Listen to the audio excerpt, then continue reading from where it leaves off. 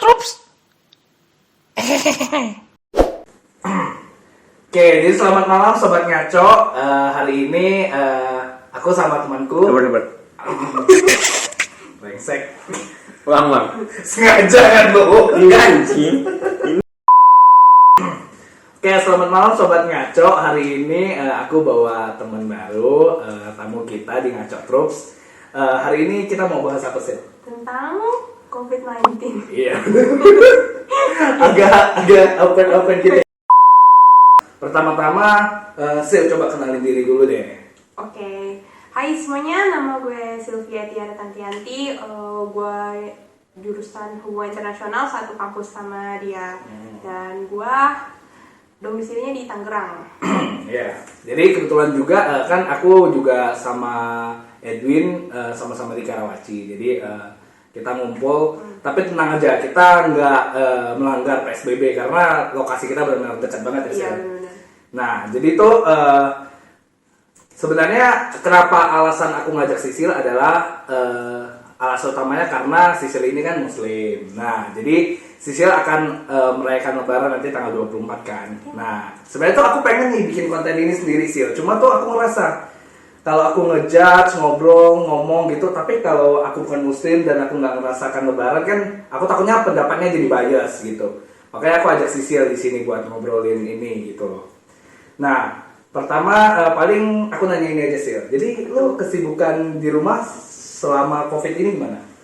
Kan selama COVID ini kita di PSBB, nggak boleh kemana-mana kan, benar-benar di rumah. Jadi kayak gimana caranya biar nggak bosan ya gue ngelakuin berbagai hal yang apa ya bisa jadi motivasi buat orang juga, dan orang tuh melihatnya itu sebagai contoh yang positif. Contohnya kayak masak, nge-share tentang masakan. Contohnya masak yang sehari-hari kita buat, nasi goreng lah yang gampang-gampang aja buat di rumah. Terus tentang buat video make up kayak gitu, tutorial yang DIY gitu. Dan kita juga jadi nggak bosan gitu loh Yos, kayak lebih kreatif juga, kita bisa ningkatin skill kita untuk komunikasi Satu sama arah. satu arah Iya, gitu di betul. media. Terus kita juga bisa ngedit video, kan belajar ngedit, skill kita jadi nambah. Oh gitu. Ternyata pendapat Sisil sangat diplomatis ya. Ya anak HI harus diplomatis. Iya betul. Terus ini Sil, tadi kayak lu make up gitu-gitu kan, tapi lu kasih ke publik kan? Iya. Ya, itu apa tuh medianya? Boleh tau nggak? Medianya di Instagram. Apa tuh Instagram lu apa? Instagram gue di Sylvia Tanet, follow ya. Terus mau bikin YouTube juga, cuma belum ada konten, belum ada namanya, nanti bakal dipublish. Terus di TikTok. Oke. Baru TikTok. Lagi hype-nya TikTok Iya, ya betul. kalau di COVID. Oke. Jadi ada ini nggak sih kayak perbedaan yang kentara gitu loh, kegiatan lu kan lulus kan, berarti kemarin lulus sidang tuh bulan apa? Bulan Desember 2019. Nah, itu Desember kan, lu lulus tuh. Berarti abis itu kan tenang tuh. Iya. Nah, dari Desember sampai Revisi dulu deh. Oh, revisi. Januari sampai Februari itu revisi. Nah. Habis itu baru tenangnya tuh setelah Februari itu. Oh, berarti Februari kan awal-awalnya COVID tuh. Nah, pasti ada dong jeda-jeda itu tuh kegiatan yang biasa lu lakukan sebelum COVID dengan kegiatan yang lu lakukan pas COVID ini, ada perbedaan kentara nggak sih? Yang paling kentara sih cari kerja, karena waktu itu kan kita udah lulus kan. Iya. Nah terus kita tuh lagi hype-hype-nya yang namanya lulusan baru nyari kerja, interview ke Jakarta. Nah terus sekarang dengan adanya COVID ini, yang lulusan baru juga cuma bisa di rumah aja. Cari kerja pun nggak ada yang ngasih tawaran kerja gitu. Nah soalnya ini gue bukan ngerasain sendiri aja ya, teman-teman gue juga merasakan hal yang sama. Cari kerja tuh susah di pasca COVID kayak gini. Itu yang perbedaan yang kita lihat. Terus yang tadinya biasa kumpul-kumpul tuh jadi nggak ada kumpul-kumpul. Bisa kita kayak ke mall, kayak gitu sih. Oh, lu berarti sebelum COVID ini masih sempat lah ya ke mall gitu sama teman-teman? Ya masih sempat. Oh, masih sempat. Tapi untuk hal-hal penting ya, bukan yang cuma yang nggak penting gitu. Oh, iya. Hal penting ke mall tuh gimana ya maksudnya? Kayak mau rapat, meeting gitu. Oh, astaga ya. Nah, terus gini, pas COVID itu merebak nih di Indonesia, pasien pertama, kedua, ketiga, itu kan sepasang keluarga tuh ya. Nah habis itu tuh ngefek nggak sih ke keluarga lu gitu loh, apa sih kayak respon mereka, pendapat mereka gitu? Dari keluarga tentang COVID apa ke guanya? Ya semuanya gitu. Respon keluarga sih pasti waspada ya, kayak was-was, kayak udah mulai kayak harus steril dari rumah sih. Kalau di rumah ya itu gue yang benar-benar harus bawel gitu, karena mama gue tuh kurang aware biasanya. Jadi higienis kali, steril tuh kan? Iya, higienis ya. Higienis. Nah, gue yang harus kayak itu harus cuci tangan gitu, terus baru dari luar cuci bajunya, nggak boleh langsung pakai lagi, benar-benar harus kayak bersih gitu. Terus kalau mau ke kamar dari luar nggak boleh pakai baju dari luar, harus benar-benar ganti. Terus cuci tangan pakai apa, hand sanitizer gitu, pakai masker, pokoknya kemana-mana pakai masker. Iya sih, emak gue juga kayak gitu kan kalau ke gue, cuma ya emang bandel aja. Baju kayak gini aja paling gue tahan 2 hari gini.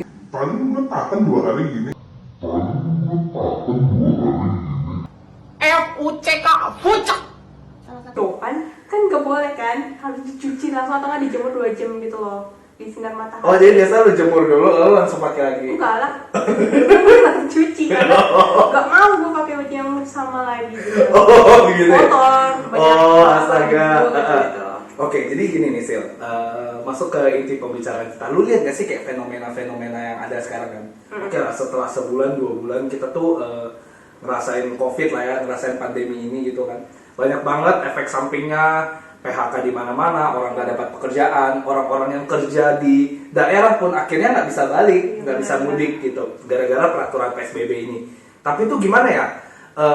Contoh kan tadi aku dapat tuh berita dari temanku, dia tuh sama-sama kayak aku dari Kalimantan Barat, Pontianak, Perantau lah ya. perantau. Nah, cuman dia tuh lagi magang lah istilahnya sama satu proyek itu, dia anak teknik sipil. Nah, di sana tuh dia ngobrol banyak sama kuli-kuli yang dari daerah. Mereka pada ngomong kan, apa namanya? Iya, mereka pilih stay di sini karena kan pertama sayang keluarga gitu loh. Terus kayak karena mereka juga nggak pengen, mereka nggak tahu nih orang-orang, ibaratnya orang-orang yang kerja sekarang itu kan rata-rata usia produktif ya, yang masih sehat gitu. Dan orang-orang seperti ini rata-rata tuh kan statusnya kalau kena corona lebih kemungkinan besar kena carrier. Jadi OTG kan, orang tanpa gejala. Nah jadi tuh orang-orang kayak gini, kayak aku pribadi juga, aku nggak tahu nih sebenarnya aku corona atau enggak. Aku juga nggak tahu kamu sebenarnya corona atau enggak. Tapi kan usia-usia kayak gini memang lebih kuat lah, ibaratnya lebih kebal. Nah tapi kan orang-orang kayak kuli gini nggak bisa pulang. Nah pasti kan perasaan kita iba dong. Karena kayak aku pribadi kan juga mengalami hal yang sama, aku nggak bisa pulang gitu. Nah tapi iya sedih banget. Gini sih, orang-orang yang boleh keluar di masa-masa COVID ini kan memang yang urgent, yang memang pengeluaran pemasukannya tuh memang harus keluar rumah, contoh Gojek gitu-gitu kan. Bahkan mereka itu beberapa ada yang sampai kayak menggunakan segala apa yang bisa dia gunakan untuk bisa tetap bertahan hidup, tetap menjaga kesehatan juga, menjaga semuanya tetap higienis. Contoh kayak kemarin, lu ada nggak sih yang Gojek? Jualan tisu. Bukan yang Gojek, tapi dia penumpangnya pakai gerobak gitu. Oh enggak. Nggak pernah ya? Jadi ada nih Gojek, lu pernah lihat kan, Bin? Hah? Masa? Oke. Jadi dia orang bawa motor nih, Gojeknya. Lalu tuh penumpangnya naik gerobak di belakang, jadi ngikut dia dari belakang. Oh, itu fasilitas dari si abang. Iya, dari abangnya gitu. Sampai inisiatif dia sendiri. Iya, gitu loh. Jadi kayak orang tuh melakukan usaha apapun agar menjaga orang penumpang, bahkan ibaratnya langganan untuk tetap sehat gitu loh. Orang di restoran masak pasti steril, pakai sarung tangan, masker, kan? Apa pengering rambut? Iya. Enggak sih, itu bohong sih Sil. Ada nggak sih yang pasti? Ada. Ada. Bukan pengering rambut kali, apa sih? Iya, itu apa sih namanya? Head cap gitu. Oh, head cap. Oh, itu Kan head cap. pengering rambut. Raya. Oke. Nah, pokoknya itulah. Intinya kan semua orang melakukan yang terbaik. Tapi begitu, lu lihat gak sih kayak beberapa saat ini ada fenomena kayak keluar beli pakaian lebaran gitu. Yes. Nah, lu kan sebagai seseorang yang ngerayain lebaran, apa tanggapan lu? sangat sedih ya. Oh, sangat sedih. Karena gimana ya, kan ini peraturan dari pemerintah kan, PSBB ini justru peraturan ini juga makin diketatkan, setahu gua ya di baca berita. Nah, setelah baca berita juga setiap harinya yang positif di Indonesia tuh meningkat tajam. Hari kemarin meningkat 1.000 orang yang positif, dari 18.000 langsung kayak 19.000, terus nggak lama yang terakhir tadi gue baca tuh 20.000, berarti bener-bener cepet banget yang kena positifnya gitu loh. Nah, kita itu menjadi yang terburuk gitu loh, dari beberapa negara penanganannya lambat, masyarakat yang nggak mau mendengarkan. Nah, tanggapan gue untuk hal ini ya, kenapa sih nggak bisa tahan gitu di rumah, nggak bisa pakai uangnya tuh buat hal-hal yang penting aja gitu. Kayak apa, gatel gitu pengen pakai uangnya belanja buat apa lebaran, padahal lebaran juga kita nggak boleh kemana-mana, harus di rumah aja. Bahkan Idul Fitri pun kita di rumah aja gitu loh. Tapi kenapa mereka banyak yang beli baju gitu, untuk apa? Terus kita bisa tarik lagi, mungkin masalahnya dari orang-orang bosen pengen keluar rumah, namanya udah lama di karantina kayak dikurung gitu kan. Nah terus tarik lagi kenapa mall itu buka ya, semua orang juga butuh pemasukan. Nah si mall itu mungkin buka karena pengen dapat pemasukan. Itu mall dimana yang tadi gue lihat itu di Ciledug, ada Ciledug. Tapi nggak tahu nih kelanjutannya dia tutup atau enggak. Karena Cilegon juga ada tuh. Cilegon. Gue nggak tahu ya sekarang dia tutup atau masih buka. Yang setahu gue sih masih buka ya. Masih buka. Terus mungkin dari masyarakatnya juga kenapa gitu ngantri, bisa tahu ada PSBB tapi mereka malah ngantri gitu. Dari pihak perusahaan sih mungkin kayak pengen ada pemasukan. Nah tapi kita sendiri yang jadi masyarakatnya itu harusnya bisa pilih lah mana yang positif, mana yang negatif, terus seberapa penting prioritas baju lebaran. Bahkan ada yang bilang kayak apa, saya nggak bisa kalau nggak beli baju lebaran. Kayak ada apa sih opini yang kayak gitu loh, kenapa bisa keluar gitu loh. Padahal kalau nggak ada baju baru itu nggak masalah, soalnya di dalam agama gue sendiri juga kayak nggak ada peraturannya ya. Ibarat lebaran harus pakai baju baru gitu. Iya, nggak ada. Justru di agama gue tuh lebaran tuh bukan baju yang baru tapi hati yang baru, yang bersih kayak gitu. Jadi kalau baju baru tuh kesannya kayak lu mau pamer. Ya kan sih? Mungkin orang-orang yang melakukan itu ngerasa nih hati gue akan berubah kalau bisa pakai baju baru. Yang ada enggak gak sih, malah kayak pamer nih gue baju baru. Jadi hatinya makin busuk justru ya. Iya lah, kan ada pemikiran. Nih untuk kalian yang keluar karena lebaran ya, hati kalian makin busuk. Tuh ribut jancok. Tapi kenapa masih kayak perlu turun ke jalan? Apakah karena kebiasaan atau gimana gitu loh? Karena jujur ya, pas gue dengar cerita teman gue ini tuh sedih banget. Karena beberapa orang yang kuli-kuli yang tadi gue sebutin pada nggak tahu kalau memang kondisinya itu sekarang seperti ini gitu loh. Ibaratnya berita itu nggak nyampe lah sampai ke mereka. Di sana sih jujur gue masih bingung juga sih kenapa berita bisa nggak nyampe ke mereka. Tapi bukan itu yang pengen gue bahas. Jadi kayak kenapa sih mereka sampai maksud gue mereka tuh masih iba loh. Karena nggak bisa pulang kan, mereka tetap cari duit di sini. Ibaratnya kalau berarti kayak itu kan posisi mereka juga merantau kan, iya kan? Mereka nggak bisa berinteraksi langsung sama keluarga. Kalau misalnya mereka cari duit, lalu ternyata di kampung duit itu justru dibeli baju kan, bangsat kan gitu kan? Di sini capek, sana malah belanja-belanja. Nah iya kan, kita kan nggak tahu nih kasusnya apakah kayak gitu kan. Tapi ya ini ibaratnya kasus terburuk lah. Kalau misalnya orang capek-capek kerja, cari duit keluarga, atau keluarganya pergi beli baju yang tadi kan, kena corona aja makin lagi nanti kan. Makin nambah biaya. Itu dia. Lebih besar apa pasak daripada tiang. Nah itu dia. Jadi kenapa justru harus gitu loh, keluar buat beli baju. Kalau ada alasan yang lebih penting, contoh beli bahan pangan, nah itu masih mending kan. Lu mau beli bahan pangan, mau beli bahan mentah untuk jadiin bahan pangan, mau jualan atau apa, itu malah lebih bantu gitu loh, jadi modal gitu kan. Tapi lu justru ngeluarin duit untuk hal yang bahkan orang aja nggak sadar lu pakai baju baru, ya nggak sih? Iya benar. Iya nggak sih? Gak ada yang perhatiin nggak sih? Nah, emang kalau lu keluar lebaran bersilaturahmi sama orang, walaupun nanti mungkin nggak akan ada yang namanya silaturahmi ya karena kondisi seperti ini, emang bakal dikomentar, ini baju tahun lalu?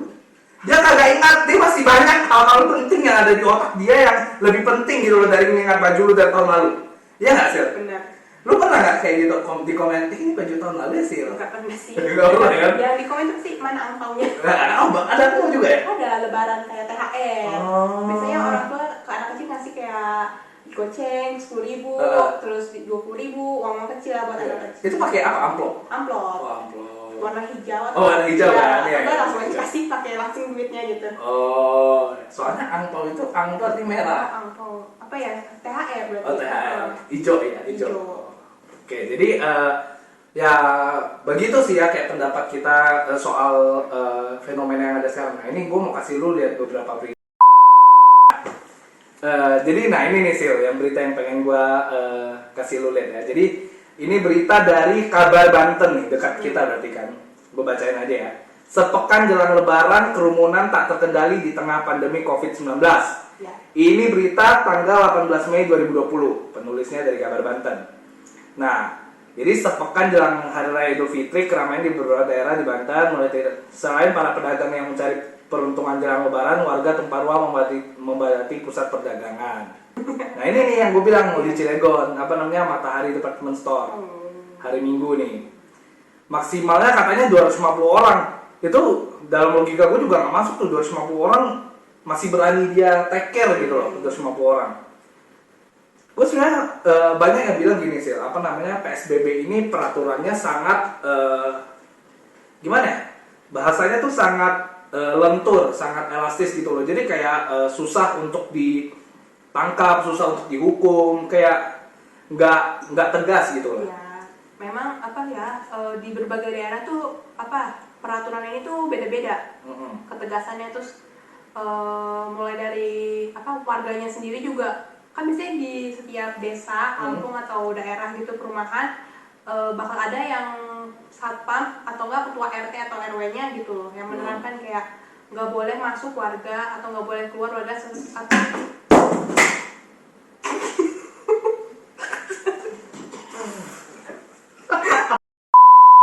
Nah, oke sih. Ngomong-ngomong soal gimana Indonesia take care COVID ini ya, lu udah dengar ini belum? Karena melihat kondisi seperti ini, orang-orang pesimis bisa terus menerapkan PSBB, terus bisa menerapkan ini semua supaya semuanya tuh bersih gitu ya. Maksudnya semuanya tidak terinfeksi lagi. Orang banyak pesimis gitu loh. Banyak orang udah bilang kayak sepertinya kita harus mengalihkan dengan cara lainnya, yakni herd immunity. Udah pernah dengar belum? belum. Nah, jadi herd immunity ini gini. Herd immunity ini untuk yang nggak tahu juga ya, herd immunity ini adalah kasarnya itu seleksi alam. Seleksi alam. Jadi benar-benar kita tuh dibiarin kena semuanya. Enggak sih, kalau di sumber yang gue baca 70%. 70% orang kena, dan biar orang-orang ini siapa yang mampu bertahan hidup yang akan stay gitu. Karena kan memang rata-rata mayoritas yang meninggal karena kena COVID ini kan yang sudah berumur. Iya, sama apa diikuti penyakit. Nah, sebelumnya. iya benar-benar komplikasi lah. Iya. Nah, ini kita berhitung lah. Gue ajak kita berhitung. Tadi gue baca berita sensus nih ya, tahun 2000 berapa gitu. Pokoknya 2019 ingat gue. Itu di Indonesia ada 270 juta jiwa nih. Nah, 18,2 jutanya itu orang yang di atas 64 tahun. Karena itu dianggap usia tidak produktif nih ya. Nah, di usia segitu kita anggap rentan kena corona. Ya kan? 18,2 juta jiwa. Nah, kita ambil 1%-nya aja yang kena corona dan nggak survive. 1%. Itu 182 ribu orang. Nah, pertanyaannya adalah, apakah orang tua kalian akan menjadi 182 ribu itu? Gitu. Gue pribadi sih, gue belum siap ya kehilangan orang tua gue. Gue pribadi sih belum siap. Siapa sih yang siap? Nah, itu makanya kan. Kalau misalnya masih, bahkan tuh ya, kalau orang tua kalian udah kayak kena penyakit, kan itu aja kita sedih loh. Apalagi kalau mereka pergi kan, karena kena corona ini. Sesuatu yang bahkan tuh sebenarnya lu punya peluang untuk menghindarkan itu dari orang tua lu. Gitu loh. Gitu. Maksud gue herd immunity ini sih bahkan dari WHO aja tuh nggak menyarankan gitu loh. gue baca berita sih memang ada satu negara yang udah menerapkan herd immunity itu di Swedia. Tapi itu pun efeknya langsung luar biasa sih. Itu langsung Swedia itu menjadi salah satu negara di Eropa yang cukup tinggi tingkat kematiannya atas corona gitu loh. Nah, efeknya aja begitu. Di Swedia yang penduduknya sedikit. Iya. Gitu loh. Dan negara udah maju lah. Nah, iya, negara yang dengan strata yang memang di atas Indonesia Iya. gitu loh, secara teknologi ya. Nah, tapi Indonesia coba, apakah kalian siap gitu herd immunity? Gue pribadi yang jujur gue kan juga punya penyakit nih asma, gue aja nggak tahu gue siap atau enggak gitu loh. Nah, sekarang gue sih balikin ke lu pada aja sih, hal-hal simple kayak pakai hand sanitizer, pakai masker. Jangan khawatir, tadi kita pas masuk juga udah disuruh pakai hand sanitizer. Dan udah dicek. Nah, udah dicek suhu badannya, karena ini kan di kondominiumnya Aijin. Nah, jadi simple sih, gue balikin ke lu pada, apakah siap gitu loh kalau misalnya lu pada kehilangan orang tua hanya gara-gara lu nggak mau pakai masker, lu nggak mau tahan diri di rumah. Gue tahu kita semua kesusahan kok, ekonomi apa segala kesusahan, ya kan? Tapi semua orang tuh punya ininya masing-masing loh, punya kepentingannya masing-masing. Ada hal-hal yang memang perlu lu pertahankan, ada yang memang hal-hal yang bisa lu korbankan sekarang demi keberlangsungan hidup kita, demi seluruh dunia ini loh, demi seluruh, jangan dunia lah, Indonesia aja dulu lah, demi orang-orang yang lu sayangin gitu loh. Korbankanlah, maksudnya ya anggaplah pekerjaan yang lu sekarang mungkin lu hilang pekerjaan gitu loh. Gue yakin di umur lu yang masih muda, dengan latar belakang lu yang mungkin ya at least lu SMA lah, lu bisa lah pakai otak lu bisa lah putar otak lu untuk cari duit dengan cara yang ibaratnya sekarang tuh platform-platform banyak gitu loh. Lu bisa nggak sih bayangkan kalau corona itu terjadi di, ya kita tarik lah, nggak usah jauh-jauh 20 tahun yang lalu, nggak ada 20 tahun, masih lumayan baru lah, 40 tahun yang lalu lah kan, pas zaman orang tua kita, dimana online masih belum kuat, segala-segala harus offline gitu. Bayangkan corona terjadi di masa itu, berapa orang yang akan menderita. Bahkan kalau lu terjadi ya di saat itu, lu ada di masa itu, mungkin gue yakin lu udah gak hidup lagi cuy. Itu gak bisa survive. Iya, udah gak bisa survive, karena caranya minim gitu loh. Nah, gue sih, dan gue juga ibaratnya ya, gue hanya orang biasa, dan belum punya power lah, seperti influencer-influencer besar. Tapi di sini, gue pengen mengengage orang-orang yang mungkin akan lihat video ini, untuk marilah kita tuh gandeng tangan secara virtual. Gandeng tangan secara virtual, kita lewatin ini semua tuh bersama. Nggak usah herd immunity. Nggak usah herd immunity. Lu kalau siap lihat orang tua lu tuh yang pergi beli baju-baju baru gitu kan. Mereka yang beliin lu baju tuh, mungkin habis lebaran udah nggak ada. Lu siap? Nah, enggak kan? Nah makanya, sesimpel itu sih guys. Lu punya pesan apa sih? Khususnya untuk orang-orang yang suka melanggar PSBB ini? Ya pesannya pastinya ada peraturan harus dipatuhi. Emang ada pepatah peraturan itu ada untuk dilanggar. Nah, tapi iya. ternyata enggak, karena ini benar-benar harus di-aware, karena nyangkutnya sama nyawa gitu loh. Dan imbasnya tuh pasti ke diri kalian, ke orang lain, ke negara, kita juga. Iya, jadi benar-benar harus dipatuhi, karena kalau kita tetap bandel kayak gini, ekonomi kalian juga pasti nggak akan berjalan, bener nggak? Benar. Karena orang nggak boleh keluar, terus orang-orang di PHK, perusahaan gimana mau maju, gimana kalian mau kerja juga kayak gitu. Terus negara juga nggak selamanya bisa menyediakan fasilitas sembako, uang buat tunjangan-tunjangan kalian. Jadi kalian memang harus survive sendiri buat diri kalian, dan patuhilah peraturan ini untuk keluarga kalian, diri kalian, dan orang-orang yang kalian sayangi pokoknya gitu. Iya, benar. Oke, paling untuk menutup, gue mau ajak ini Sil. Lu bawa masker kan tadi? Bawa. Nah. Masker kain. Iya. Kita mau ini tutorial gimana cara pakai masker. Goblok. Oke, yang pertama berarti dari yang kanan dulu Sil. Lu kidal nggak? Enggak, gua normal. Tiga. Berarti kanan dulu. Nah, ini nih bulat kan, ini bulat nih. Masukin ke telinga kalian. Ah, yang kiri kan, yang kiri. Nah, ya kan Sil, udah kayak gini udah enak. Nah, tinggal naikin ke atas. Nah, Ini harus tutup hidung, karena beberapa orang juga ada yang suka pakai tuh di sini. iya, katanya napasnya nggak enak. Iya. Kan goblok kayak gini. Harus tahan lah. Iya, harus tahan. Nah kayak gini. Mm-mm. Ikat. Nah, iya diikat Kalau kalau yang kain. Nah, kalau gue kan yang biasa aja lah yang murah. Nah, jadi simple kan pakai masker ya kalau kalian keluar. Sama ada orang kayak gini nih. Apa? Sil naik motor pakai masker tapi nggak pakai helm. Iya. Nah, itu Itu bahaya. gobloknya double. Otaknya didengkul atau Iya kan? Anda nggak mati karena corona, mati kecelakaan, goblok. Nah, oke, paling sekian sih ya Sil untuk hari ini. Ya itu kita balikin lagi ke kalian yang bisa menilai. Kalau kalian suka video ini, tolong di like sama di subscribe. Kalau kalian suka konten-konten seperti ini, kita akan bikin lagi konten seperti ini. Ikut terus ya Sobat Ngaco, Ngaco Troops, di share kemana-mana biar channel ini lebih berkembang lagi dan bisa berimpact positif untuk orang-orang. Oke. Selamat Lebaran bagi yang merayakan. Oh ya, selamat Lebaran bagi yang merayakan. Mohon maaf lahir dan batin. Mohon dong, mohon maaf lahir. Mohon maaf lahir dan batin. Nah, iya. Secara virtual nih, secara Ya, virtual. sekarang nih. Oke. Stay safe and stay healthy. Yes. Oke, bye.